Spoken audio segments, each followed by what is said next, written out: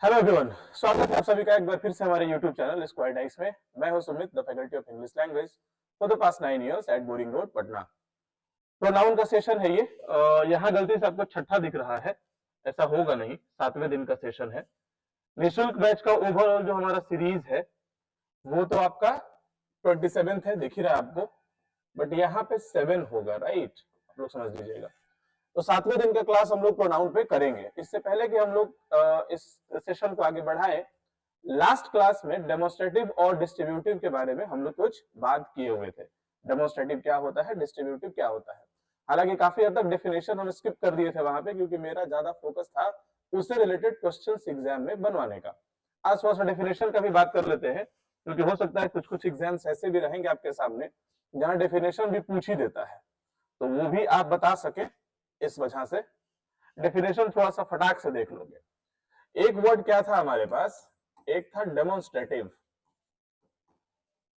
यही था ना? प्रोनाउन तो आप समझ ही रहे हैं। और दूसरा क्या था, डिस्ट्रीब्यूटिव। एक डेमोन्स्ट्रेटिव और दूसरा डिस्ट्रीब्यूटिव। डेमोन्स्ट्रेटिव दो वर्ड से मिलकर के बनेगा, डेमोन्स्ट्रेट प्लस इव। डिस्ट्रीब्यूटिव दो वर्ड से मिलकर बनेगा, डिस्ट्रीब्यूट प्लस इव। बेसिकली सेशन में भी हम लोग पढ़ेंगे इंटरोगेटिव और रिलेटिव, लेकिन हम ये डेफिनेशन भी बता देते हैं क्योंकि एग्जाम में ये भी आ जाता है। और जैसा कि हम वादा किए, बैंक एसएससी एमबीए लिखा जरूर है, बट हम कंप्लीट इंग्लिश पढ़ाते हैं, कभी भी बाइफरकेट करके नहीं पढ़ाते हैं। आजकल बिहार में टीचर की वैकेंसी चल रही है, उसमें पूछेगा, डेफिनेशन पूछ देता है, लिख देगा कि डेमोन्स्ट्रेटिव इसे कहते हैं, डिस्ट्रीब्यूटिव किसे कहते हैं, तो आप समझा सके। तो बस ये देख लो, 2-3 मिनट इसमें लगेगा। डेमोन्स्ट्रेटिव दो वर्ड से मिलकर बना, डेमोन्स्ट्रेट प्लस इव।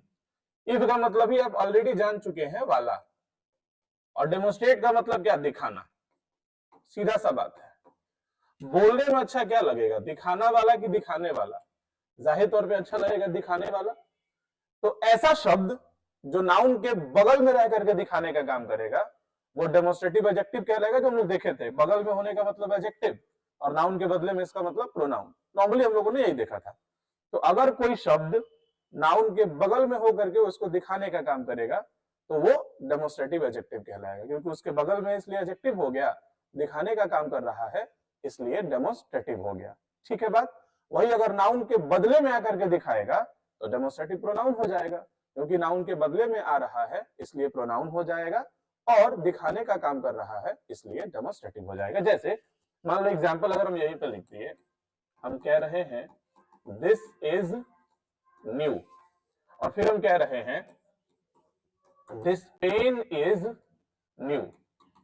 नहीं, दो चीज हो गया, यहां भी दिस है, यहां भी दिस है, लेकिन यहां वाला दिस क्या है, पेन के बगल में है। अब नाउन के बगल में जैसे ही आ गया वो क्या हो गया, एडजेक्टिव हो गया। और दिखा रहे हैं ना कि दिस पेन, ये pen, this pen, that boy, that girl, आप दिखाने का काम कर रहे हैं, तो डेमोन्स्ट्रेटिव एडजेक्टिव हो गया। सेम आपका जो दिस यहाँ है, ये क्योंकि किसी नाउन के बगल में नहीं है इसलिए प्रोनाउन है, और दिस इज न्यू हम ये कह रहे हैं। अब यहाँ नाउन के बगल में नहीं इसलिए एडजेक्टिव नहीं है, मतलब प्रोनाउन है, तो यहाँ पे ये प्रोनाउन का फंक्शन कर दिया, और डेमोन्स्ट्रेटिव तो है ही है। तो basically this pen is new में दिस क्या है, डेमोन्स्ट्रेटिव एडजेक्टिव, और दिस इज न्यू नाउन के बगल में नहीं है तो क्या है, डेमोन्स्ट्रेटिव प्रोनाउन है। सेम चीज यहां लागू होगा डिस्ट्रीब्यूटिव में। आपने एग्जांपल देख रखा था, इसका एग्जांपल क्या था, ईच, ईदर, नीदर, एवरी, ये सब था। तो पूछे ईच, ईदर, नीदर, एवरी क्या है भाई, तो वर्ड्स है। नाउन के बगल में रहेगा तो एडजेक्टिव हो जाएगा, नाउन के बदले में रहेगा तो प्रोनाउन हो जाएगा।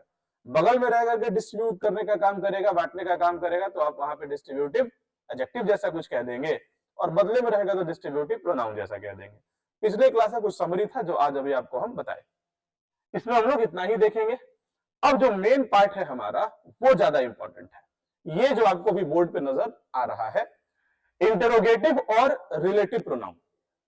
अभी हम लोग इस सेशन में मेन अगर पढ़ाई की ज्यादा बातें करें तो इंटरोगेटिव और रिलेटिव पे ही आने वाले हैं कि सर इंटरोगेटिव क्या होता है, रिलेटिव क्या होता है। जैसे आपने पर्सनल प्रोनाउन देखा, आपने डेमोन्स्ट्रेटिव देखा, आपने डिस्ट्रीब्यूटिव देखा, अब इंटरोगेटिव और रिलेटिव के बारे में समझने का प्रयास करेंगे। हमेशा की तरह टाइटल इंपॉर्टेंट है, नाम इंपॉर्टेंट है, कंटेंट में नहीं घुस जाना है आपको। पहले फोकस आप करें कि जो भी आपके पास टाइटल है उसको समझिए, अगर तुम इसे देखने का प्रयास करोगे तो इंटरोगेटिव दो वर्ड से मिलकर के बन रहा है, एक इंटेरोगेट है आपके पास और दूसरा इव है। उसी तरीके से रिलेटिव भी दो से मिलकर बन रहा है, एक रिलेट है और एक इव है। इव वाला आप समझ चुके हैं कि जहां कहीं भी इव आता है उसका क्या मतलब निकल जाता है, वाला। यहां भी आप समझ पा रहे हैं कि वाला। डेफिनेशन का बात कर रहे हैं अभी हम, फिर ट्रिक से भी बात करेंगे किस तरीके से आप आइडेंटिफाई कर सकते हैं, बहुत आसानी से कर सकते हैं। तो देखो जरा सा, इंटरोगेट का मतलब क्या होता है भाई, पूछताछ करना। नहीं, पुलिस इंटरोगेट करती है, इंटरोगेशन चल रहा होता है। तो इंटरोगेट का मतलब पूछताछ करना और इफ का मतलब वाला। तो पूछताछ करने वाला, इंक्वायरी करने वाला, जो आपसे कुछ पूछे। तो डेफिनेशन के हिसाब से हम क्या कहेंगे, ऐसा शब्द जो किसी नाउन के बदले में आकर के कुछ पूछने का काम करेगा, कुछ इंक्वायरी करने का काम करेगा, हम उससे इंटरोगेटिव प्रोनाउन कह रहे होंगे। ठीक है बात। उसी तरीके से रिलेटिव क्या करेगा भाई, इफ मतलब वाला आप समझ रहे हैं, रिलेट, राइट। रिलेट का मतलब ही होता है संबंध बताना, किसी से कुछ संबंध जोड़ना। तो ऐसा शब्द जो किसी नाउन के बदले में आकर के किसी का संबंध बताने का काम करेगा, उससे रिलेट करने का काम करेगा, हम उसे रिलेटिव प्रोनाउन कहेंगे। ठीक है बात। क्योंकि किसी शब्द के बदले में आ रहा है इसलिए आप प्रोनाउन कह रहे हैं, और किसी का किसी से संबंध बता रहा है इसलिए आप रिलेटिव कह रहे हैं। तो दोनों हो गया, तो आपने रिलेटिव प्रोनाउन कह डाला। ये डेफिनेशन के हिसाब से डिफरेंस था हमारे पास। बाकी और देखो, अगर आपको डेफिनेशन पल्ले नहीं पड़ रहा, आप इजीली समझना चाहते हैं, तो तीन तीन डिफरेंस दोनों ही साइड में आपको लिखा हुआ है, इंटरोगेटिव का और रिलेटिव का। पेन का कलर चेंज कर लेते हैं, हम येलो कर लेते हैं ताकि आपको और इजीली समझ में आए। देखो जरा सा, इंटरोगेटिव प्रोनाउन किसको कहेंगे, ऐसा प्रोनाउन जो पूछताछ करने का काम करेगा। ठीक है बात। एक और बात, हम लोग इंटरोगेटिव और रिलेटिव एक साथ क्यों पढ़ रहे हैं, ये भी एक बात है कि इंटरोगेटिव और रिलेटिव हम लोग दोनों साथ में क्यों पढ़ रहे हैं। दरअसल बात क्या है कि इन दोनों के जो एग्जाम्पल्स हैं ना, वो कॉमन है, ऑल WH वर्ड्स। आओ जरा सा और डिटेल में समझते हैं। जितने भी WH वर्ड्स हैं आपके पास, वो क्या क्या होंगे, या तो इंटरोगेटिव होंगे या रिलेटिव होंगे। ये भी एक बात आपके दिमाग में आना चाहिए, क्यों हम दोनों को साथ में पढ़ रहे हैं यार। अब तक तो सारा प्रोनाउन अलग अलग पढ़ रहे थे, पर्सनल अलग पढ़े, डिस्ट्रीब्यूटिव अलग पढ़े, रिलेटिव अलग पढ़े, डेमोन्स्ट्रेटिव अलग पढ़े। इसको हम लोग साथ में क्यों पढ़ रहे हैं, क्योंकि जो इनका एग्जाम्पल है ना वो कॉमन है। जितने भी W वर्ड्स है आपके, मान लीजिए who, which, what, when, where, ये सारे के सारे क्या हो जाएंगे, या तो इंटरोगेटिव या रिलेटिव। रिलेटिव में एक और याद रखना, दैट बढ़ जाता है। कोई दैट पूछे तो ये सिर्फ और सिर्फ क्या है, रिलेटिव प्रोनाउन है। तो इन दोनों को साथ में पढ़ने का वजह यही है कि दोनों का एग्जाम्पल कॉमन है। जैसे मान लो आपको हम कहीं लिख के दे दिए हु, और हम पूछे कि बताओ तो बाबू ये हु क्या है, तो एक तो सबसे पहले आप कह रहे होंगे वर्ड है, क्योंकि जब तक कोई वर्ड सेंटेंस में यूज नहीं होगा आप उसका पार्ट्स ऑफ स्पीच नहीं बता पाएंगे। ये बात ठीक है। दूसरा बात ये है कि भाई इसका पार्ट्स ऑफ स्पीच बताओ, तो आप फटाक से क्या बोल पड़ेंगे कि सर सेंटेंस बताओ, क्योंकि हम सिखाएं आपको जब तक कोई वर्ड सेंटेंस में यूज होगा नहीं आप उसका पार्ट्स ऑफ स्पीच नहीं बता सकते हैं।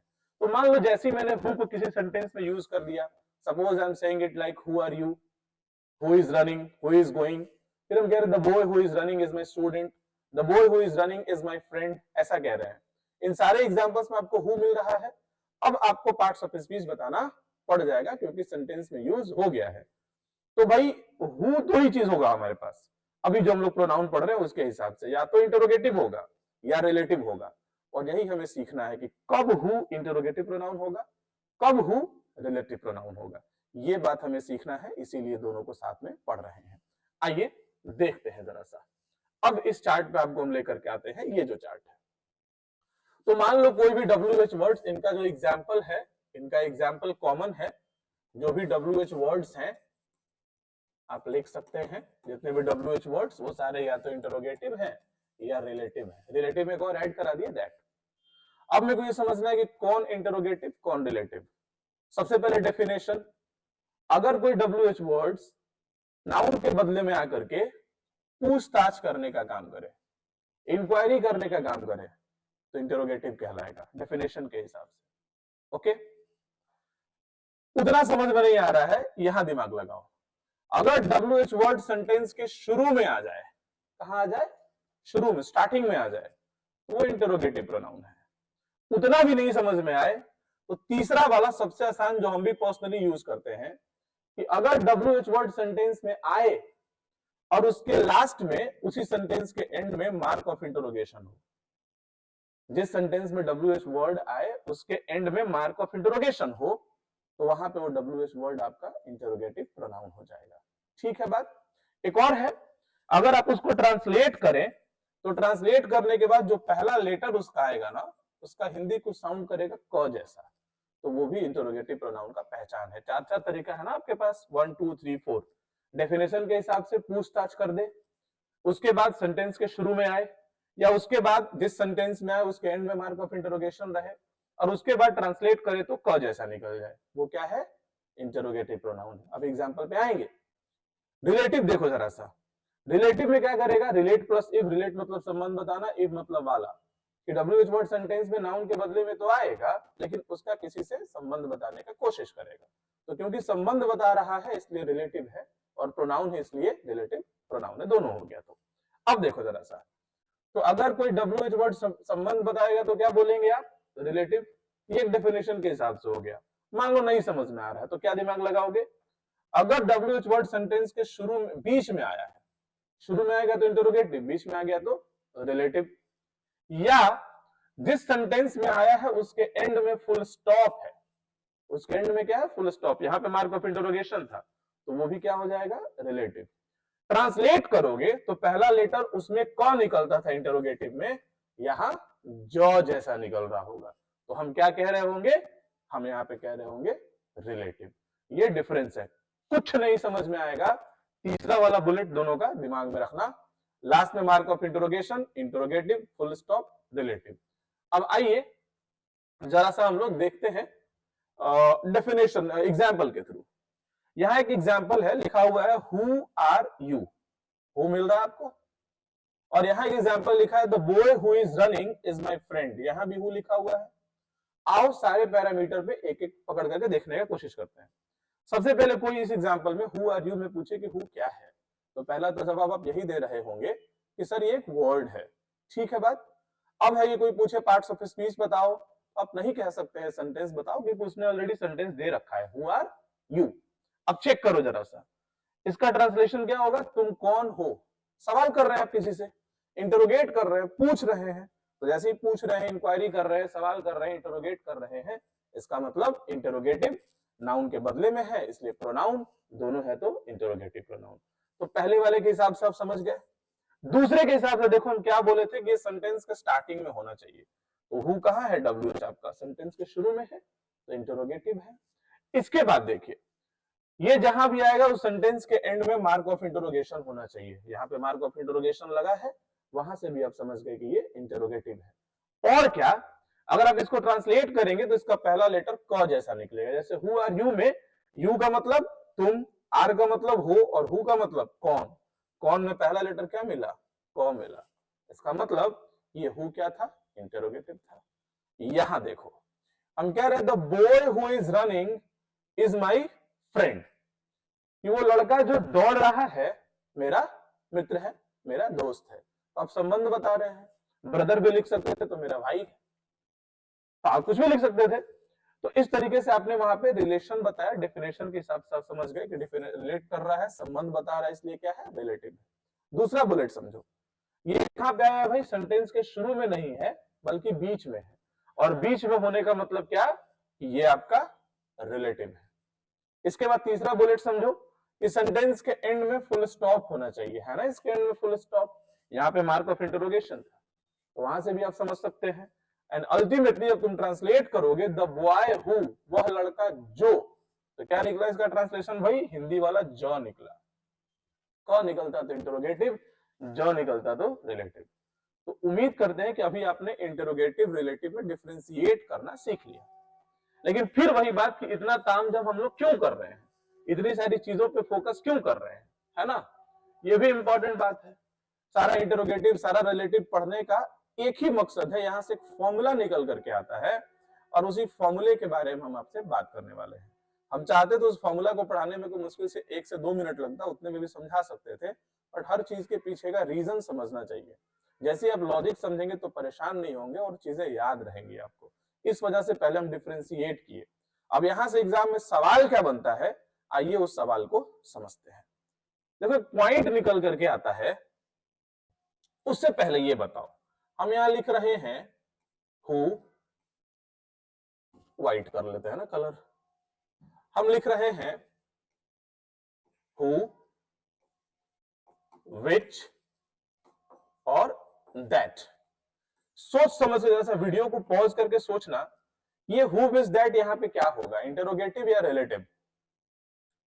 अगर थोड़ा सा दिमाग लगाने का कोशिश करोगे तो मालूम चलेगा कि ये रिलेटिव प्रोनाउन है।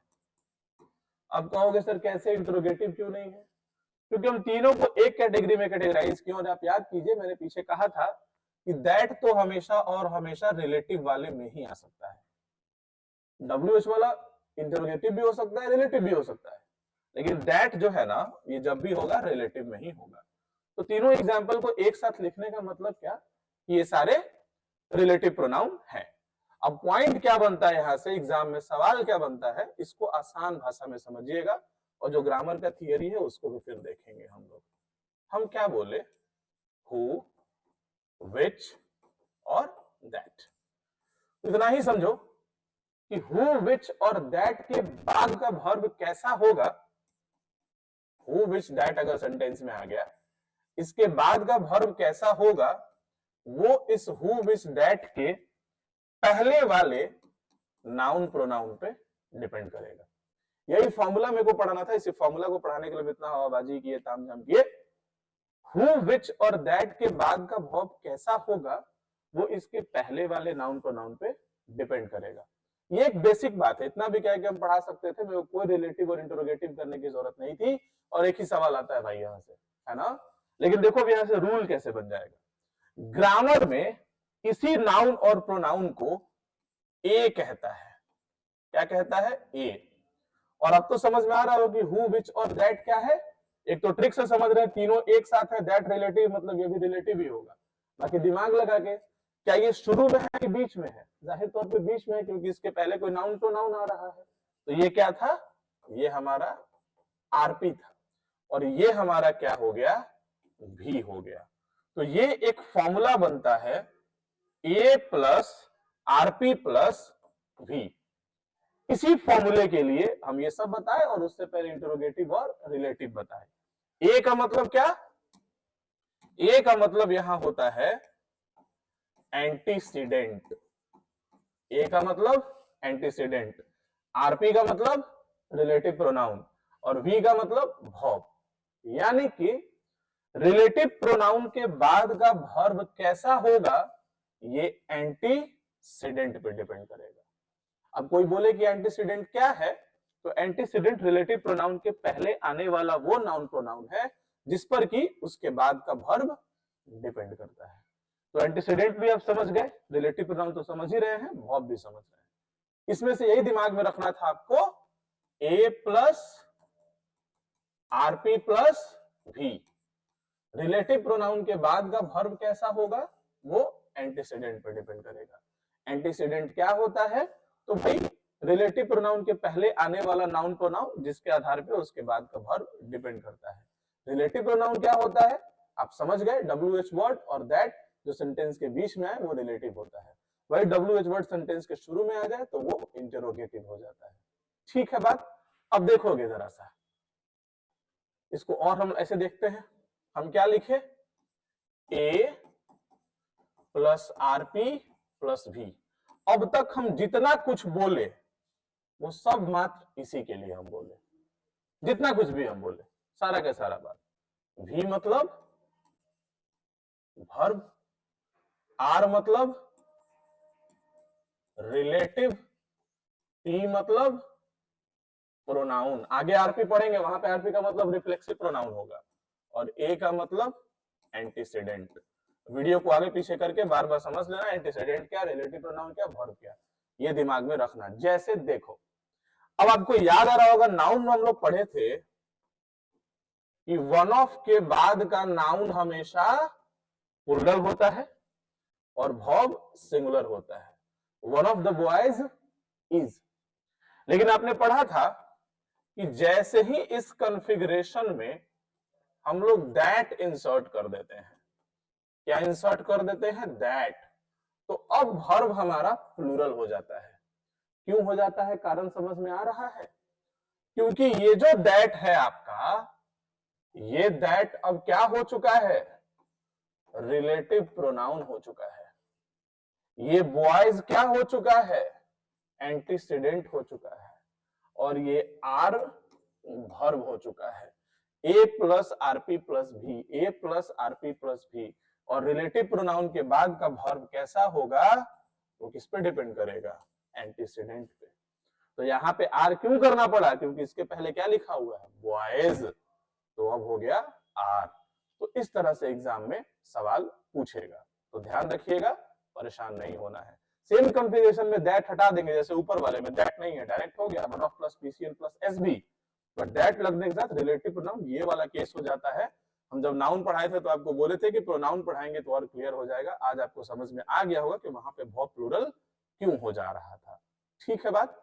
अब आइए इससे रिलेटेड एग्जाम में एक सवाल पूछ दिया, उस सवाल को देख लेते हैं। यहां देखो सवाल, he is one of the best novelists that has ever lived in England in the 18th century, है ना। उम्मीद करते हैं क्वेश्चन दिख रहा होगा, नहीं तो हट भी जाते हैं फ्रेम से। क्या है भाई, वन ऑफ, और हम सबको पता है कि वन ऑफ के बाद का नाउन कैसा होता है, प्लूरल, और वर्ब कैसा होता है, सिंगुलर।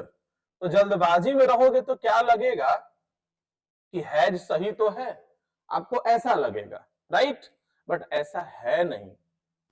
क्यों नहीं है भाई, क्योंकि यहां पे आप देख रहे हो दैट लग चुका है, और ये दैट क्या हो गया, रिलेटिव प्रोनाउन हो गया।